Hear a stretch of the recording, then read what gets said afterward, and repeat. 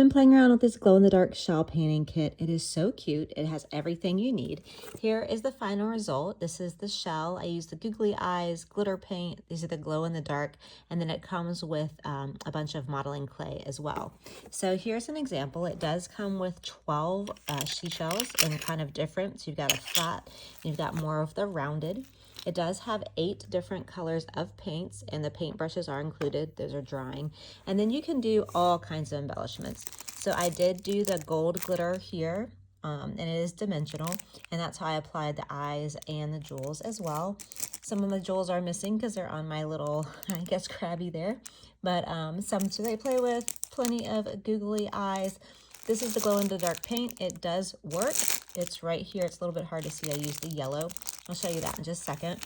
And here are all the different modeling clays that I have left. Obviously, my red bag is empty because I used it on my leggies, but plenty others to work with. And essentially, it's just everything you need in one kit. I do like that it comes with a bunch of ideas. This is my little crab inspiration. Let me show you everything glow in the dark. And here's the glow in the dark. You can see the paint really is glowing.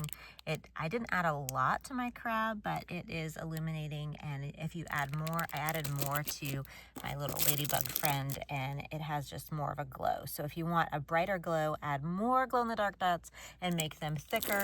If you don't care as much, this is a thinner application. The crabby still looks cute, but he's not quite as brilliant as the ladybug, so lesson learned there. Overall, I really loved playing with both kits. I would say if you're more into colors, you get a lot more paint and glitter options with the wood. If you're more into textures, the modeling clay and the different aspects there's just a little bit more of a textural element, so I would go with shells. Anyways, you can't go wrong with these. Super cute, everything you need. Hope that helped. If it did, give it a like so I know to make more videos like this.